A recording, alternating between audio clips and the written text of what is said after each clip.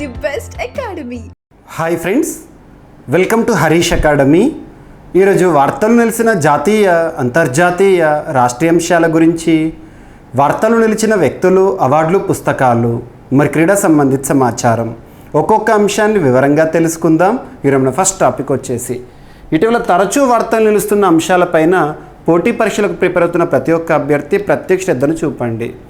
Last 6 months are 1 yearలో రెగ్యులర్గా రిపీటెడ్గా వార్తలు నిలుస్తున్న అంశాలు. ఉదాహరణకు పరిశీలిస్తే వార్తలు నిలుస్తున్న విన్యాసాలు కానివ్వండి, వార్తలు నిలుస్తున్న సూచీలు, ప్రముఖ నివేదికలు కానివ్వండి, దేశాలకి సంబంధించి లేదా వివిధ సంస్థలకు సంబంధించిన ర్యాంకింగ్సే కావచ్చు, GI ట్యాగ్స్ సంబంధిత అంశము, వార్తలు నిలిచిన ప్రాంతాలు, ఎకానమీ పాయింట్ ఆఫ్ వ్యూలో ఇండియాస్ గ్రోత్ రేట్స్ ఎస్టిమేట్స్ అనే టాపిక్ కానివ్వండి, IIT రిలేటెడ్ టాపిక్స్ కానివ్వండి, సూపర్లేటివ్ టాపిక్స్ కానివ్వండి. సో ఇటువంటి అంశాలపైన ప్రత్యేక శ్రద్ధ చూపండి. సో ఇక్కడ అబ్జర్వ్ చేస్తే వార్తలు నిలిచిన ఒక విన్యాసము, ఏదైనా ఒక విన్యాసాన్ని మనం నేర్చుకునేటప్పుడు ఏ పాయింట్స్ పైన ఫోకస్ చేయాలంటే ఫస్ట్ వచ్చేసి ఆ విన్యాసం యొక్క పేరేంటి, సెకండ్ వచ్చేసి ఆ విన్యాసంలో ఎన్ని దేశాలు పార్టిసిపెంట్స్, థర్డ్ వచ్చేసి ఆ దేశాల పేర్లు ఏంటి, నెక్స్ట్ వచ్చేసి త్రివిధ దళాల్లో ఎవరికి సంబంధించింది ప్రస్తుతం మనం డిస్కస్ చేయబోతున్న విన్యాసము. నెక్స్ట్ వచ్చేసి ఈ సంవత్సరం విన్యాసానికి ఆతిథ్యం ఇస్తున్న ప్రాంతం లేదా దేశం ఏంటి. నెక్స్ట్ వచ్చేసి ఈ సంవత్సరం వార్తలు నిలిచిన విన్యాసము ఎన్నవ ఎడిషన్ మరియు మొదటిసారి ఈ విన్యాసం చరిత్రలో ఎప్పుడు స్టార్ట్ అయింది. సో ఇటువంటి బేసిక్ పాయింట్స్ ఉంటాయి, వాటిపైన ఖచ్చితంగా మనం ఫోకస్ చేయాల్సి ఉంటుంది. సో ఇక్కడ అబ్జర్వ్ చేస్తే ఈరోజు వార్తలు నిలిచిన ఒక విన్యాసం పేరు విన్ బ్యాక్స్. సో పేరును అబ్జర్వ్ చేయండి, Vietnam India bilateral army exercise VINBAX 2024. ఈ విన్ బ్యాక్స్ గురించి 2022 సంవత్సరంలో అప్పటి TSPSC కండక్ట్ చేసిన గ్రూప్ 1 ప్రిలిమినరీ ఎగ్జామినేషన్లో క్వశ్చన్ అడిగారు, గుర్తుపెట్టుకోండి. సో ఆ ఎగ్జామినేషన్ రద్దయింది అనుకోండి, ప్రస్తుతానికి అదంతా అప్రస్తుతం.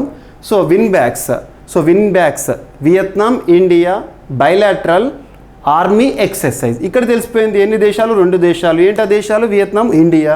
నెక్స్ట్ వచ్చేసి త్రివిధ దళాలు ఎవరికి సంబంధించింది?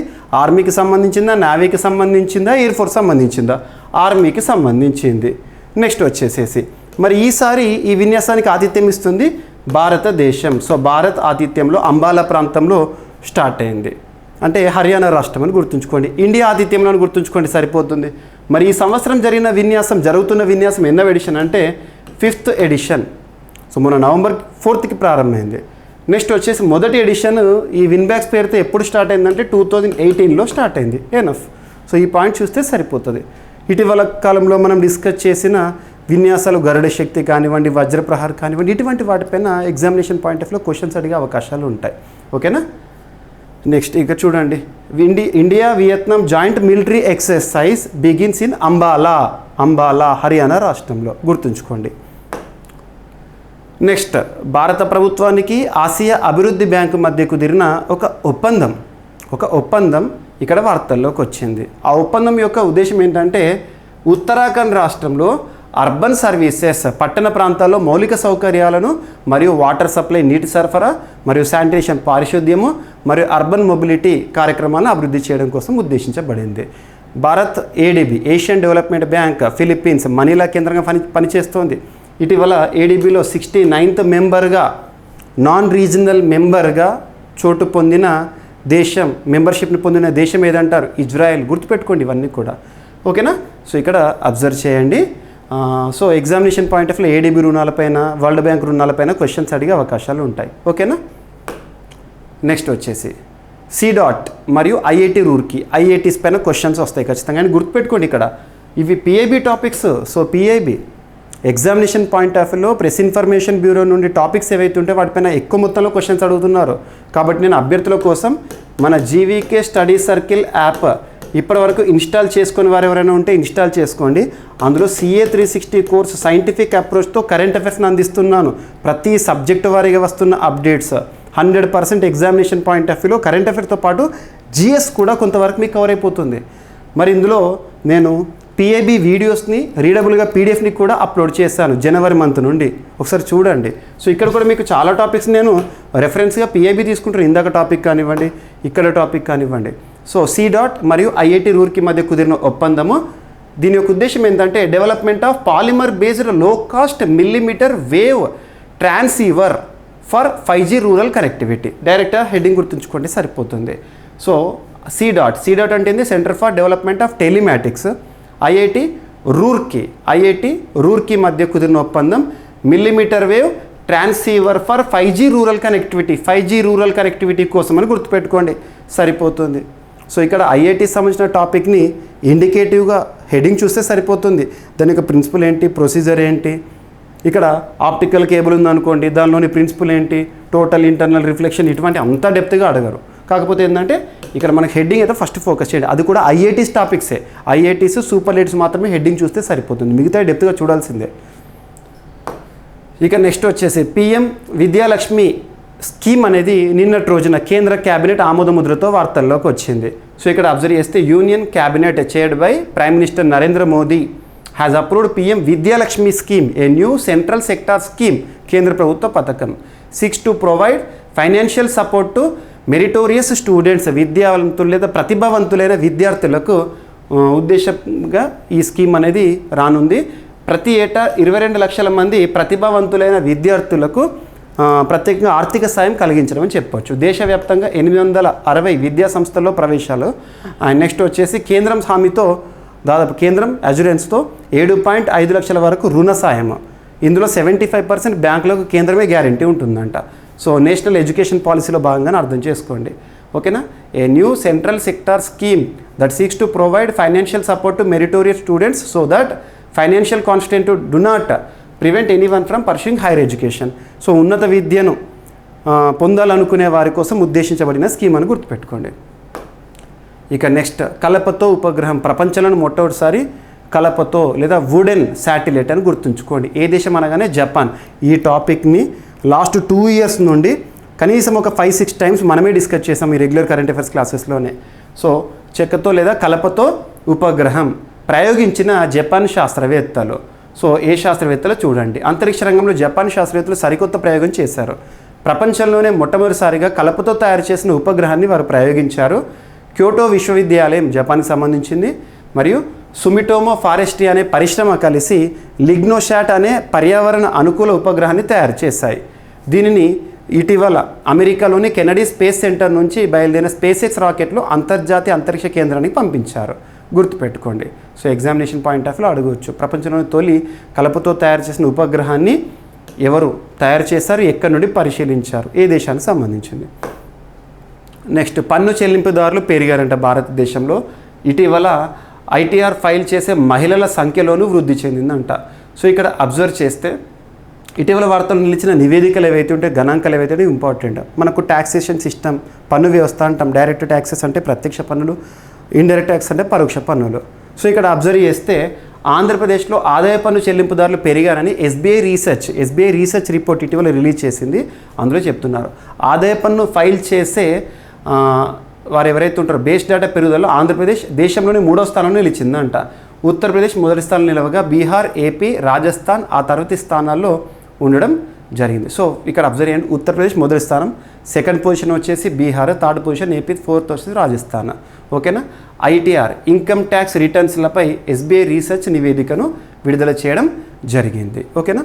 వివిధ రాష్ట్రాల్లో 2023-24 ఆర్థిక సంవత్సరంలో ITR ఫైల్ చేసిన మహిళల శాతం వచ్చేసేసి కేరళ 22-26%, సో తెలంగాణలో 15-19%, ఆంధ్రప్రదేశ్లో 15-20%. గుర్తుంచుకోండి. ఓకేనా? ఇది పర్సెంటేజ్. భారతదేశం మొత్తం కూడా 12-15%. ఓకేనా? ఇక టాప్లో Uttar Pradesh, second Bihar, third Andhra Pradesh. SBI research report. ఇది ఎకానమీలో ఇంపార్టెంట్. అండ్ ఇటీవల పూర్తి స్వదేశీ పరిజ్ఞానంతో తయారు చేయబడిన అస్మి మిషన్ పిస్టల్ అనేది వార్తల్లోకి వచ్చింది. Machine pistol. సో ఆర్మీ చేతికి దీన్ని అందించడం జరిగింది. దీన్ని ఎవరు తయారు చేశారు, ఎవరి సహకరించి, person important, colonel Prasad. So ఇక్కడ చూడండి, పూర్తి స్వదేశీ పరిజ్ఞానంతో తయారైన అస్మి మెషిన్ పిస్టల్లు భారత సైన్యం చేతికి వచ్చినాయి. దేశ ఆత్మనిర్భరత కార్యక్రమానికి మరింత ఊతమిస్తూ 100% భారత్ తయారీ ఆయుధాన్ని ఇండియన్ ఆర్మీ తమ అమలు పొదిలోకి తీసుకుంది అని డిఫెన్స్ జమ్మూ విభాగము చెప్పడం జరిగింది.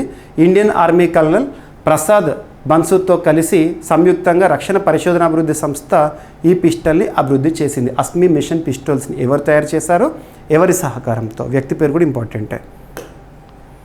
అండ్ ఉత్తరప్రదేశ్ మద్రసా చట్టం రాజ్యాంగబద్ధమే అని సుప్రీంకోర్టు ఇచ్చిన తీర్పు ఇటీవల వార్తల్లోకి వచ్చింది. యూపీలోని మద్రసాలు అంటే ముస్లిం సంబంధించి ఖురాన్ కానివ్వండి ఇటువంటి బోధన చేసే సంస్థలు చెప్పొచ్చు.